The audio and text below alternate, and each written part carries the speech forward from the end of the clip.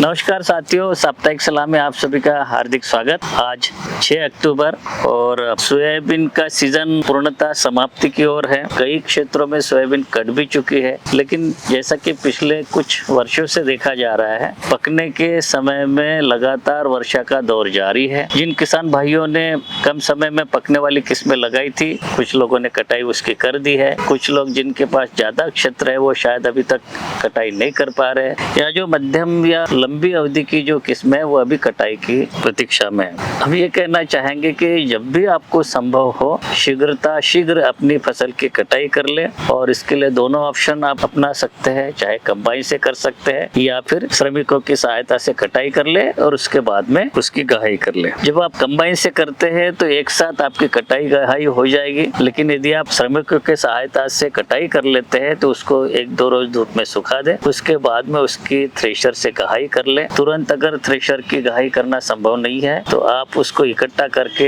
जो threshing floor है वहां पे ले जाए और उसको ढक के रख दे, ताकि जो बारिश के कारण या अन्य किसी कारणों से अपनी फसल प्रभावित नहीं हो। जो किसान भाई इसी उत्पादन में से बीज के लिए बचा के रखना चाहते हैं तो आपसे निवेदन है कि 350 से 400 आरपीएम पे अपने सोयाबीन की गहाई करें, ताकि बीज के ऊपर कोई चोट ना लगे, बीज की अंकुरण क्षमता बरकरार रहे। और इस प्रकार से आप जब कटाई कर लेंगे, गहाई कर लेंगे, गहाई करने के बाद में भी आप उसको 1-2 रोज धूप में सुखा सकते हैं, और सुखाना चाहिए। और उसके बाद में बोरों में भर के भंडार गृह में ले जाए। भंडार गृह में आप 2-3 चीजें ध्यान रखें कि बोरों को सीधे जमीन के ऊपर ना रखें या दीवारों के सहारे टिका के ना रखें, तो पट्टियां बिछा के रखें या दीवारों से दूर, क्योंकि दीवारों में नमी अगर आ जाए तो हमारी जो सोयाबीन के बोरे में जो सोयाबीन है उसकी अंकुरण क्षमता खराब हो सकती है, क्योंकि फफूंद लगने की संभावना हो। ये रखें कि वहाँ पे खिड़कियां हो, हवा का संचार हो और नमी रहित हो। इस प्रकार से आप सोयाबीन की भंडारण आप कर सकते हैं। तो साथियों, हमारा साप्ताहिक सलाह का कार्यक्रम अंतिम कड़ी आज की रही, और आप सभी को सोयाबीन के सीजन के लिए बधाई देता हूँ। कुछ लोगों ने हमारी सलाह को अपनाया, उनको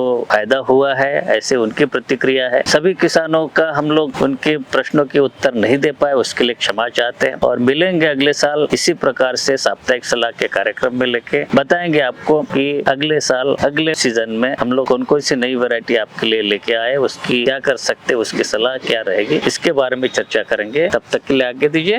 नमस्कार।